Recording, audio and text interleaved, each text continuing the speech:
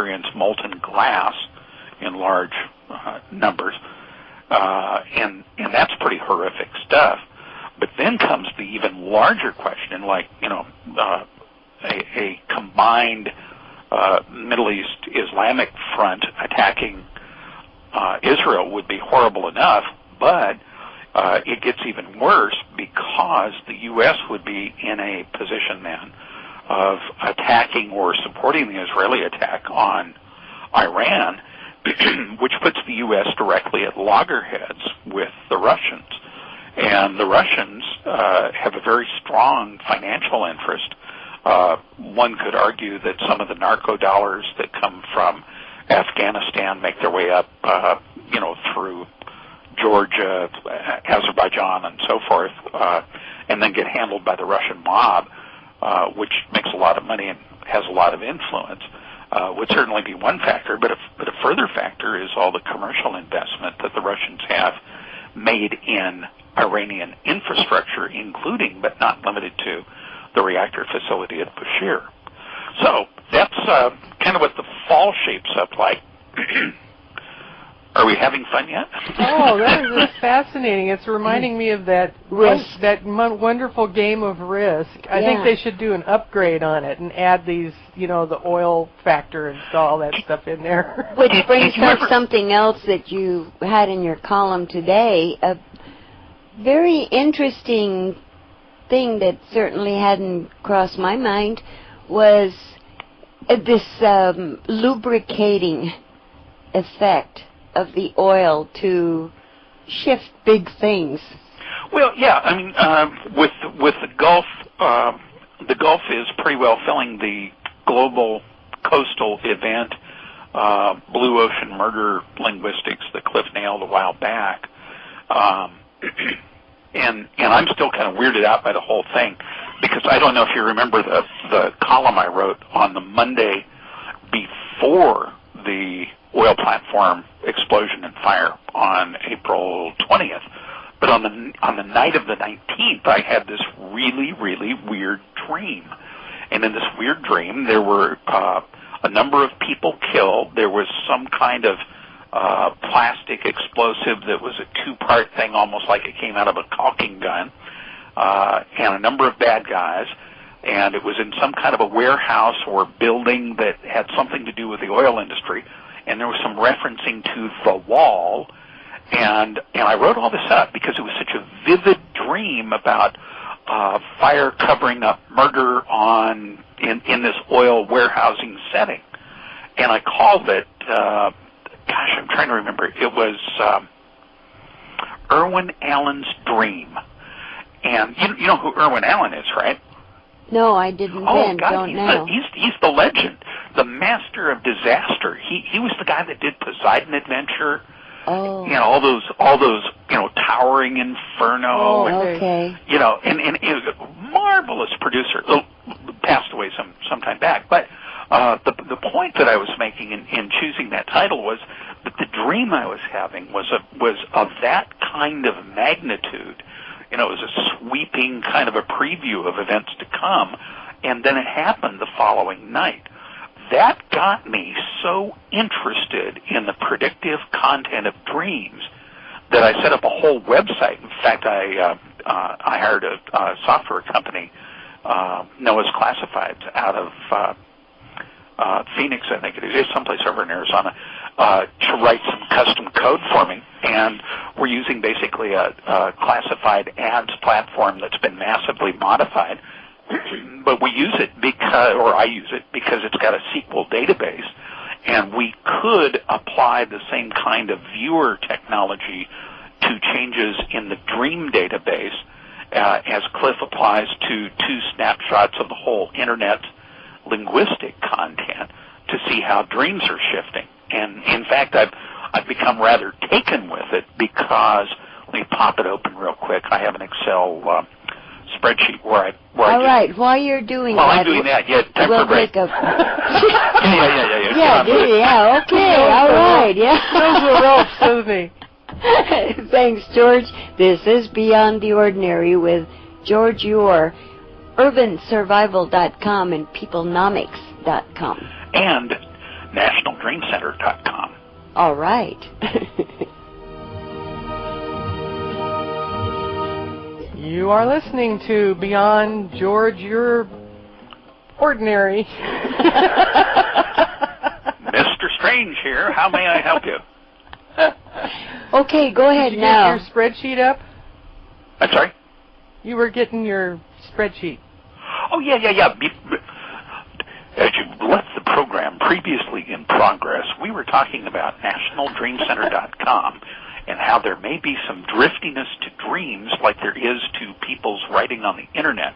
It's much cooler what Cliff has done because the predictive linguistics programs, it's like 200, it's more than that, it's more like 300 odd now, executables that parse, snip, fidget, and gazoink different language samples off the net and actually capture things like China earthquakes and generals getting fired months before the actual events take place.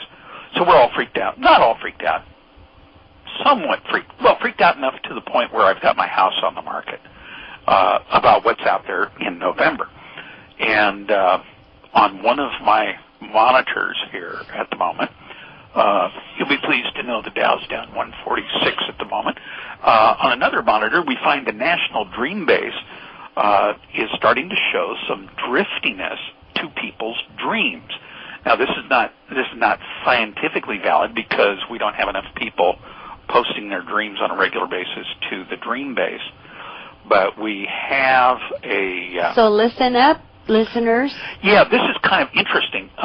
Since I did the first tack on the data, when did I do the first spin on that? When I pulled the first statistics out on June 6th, the most important thing out there to people was calamity, followed by financial collapse, following by air, water, earth, fire, Serenity, and Wuzhou, and then lesser runs were money dreams, time warps, afterlife, and generally weird stuff.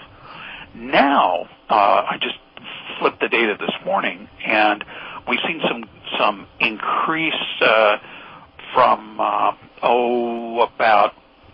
I can give you an exact number here if I can move this chart over here.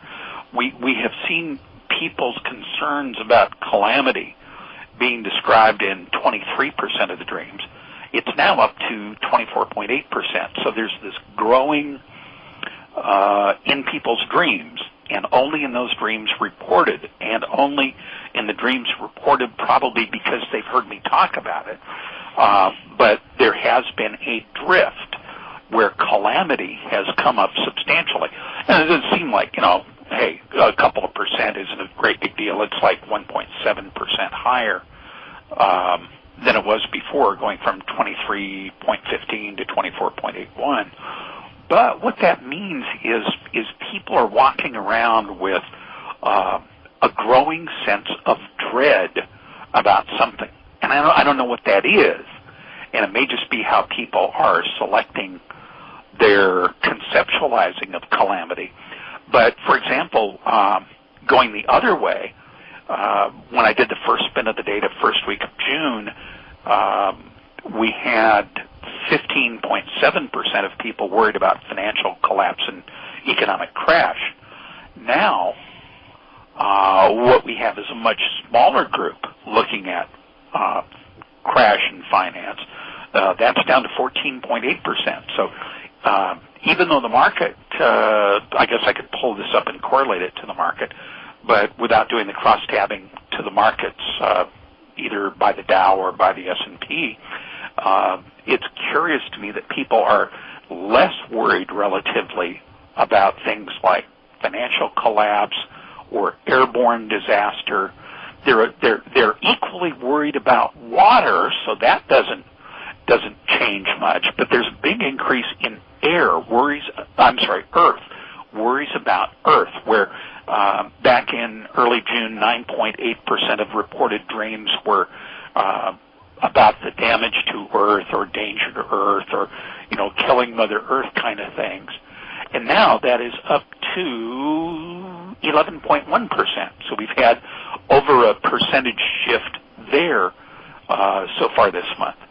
there's been a minor increase in fire, not a great big one. That's probably down in the noise, 8.4% to 8.9%. But you can see how it could be very interesting as we go forward over the course of release language.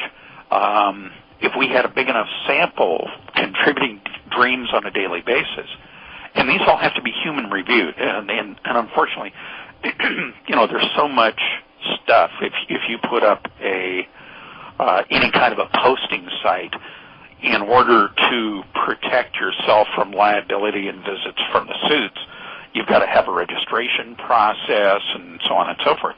So we've got that, and because I like to keep Peoplenomics and Urban Survival and Independence Journal and National Dream Center on different servers, so that one set of suits can't take everything. For that reason, this is a separate project for me, and I'm trying to keep it all human reviewed for two reasons. One, obviously, being terrorists using it to communicate, because they're known for floating from message board to message board and post. You ever see those posts that don't make sense on message boards? Yes. Well, those could very easily be how different terrorist groups or anarchists or whatever choose to communicate. And so anybody operating an open posting site has to consider that may be a possibility and something to be considered for the future. So as we go through summer, the interesting question will be, will there be more calamity kinds of postings, or will the postings begin to drift? Because I'd expect if we were going to see, like in November, say the U.S. got dragged into Third World War, because of Cliff's work, we know when that high-risk period is, November 8 to 12. Don't forget those dates. You want to have your head ducked at that point. If we start seeing, from, say, the middle of October on, a huge increase in dream content contributed to the site that goes to air and fire and earth, and is less calamity. Right now, it's just calamity is kind of a general catch-all term, and people self-select the category they post a dream in. That's an important part, because that lets the individual select what best captures the feeling that they get.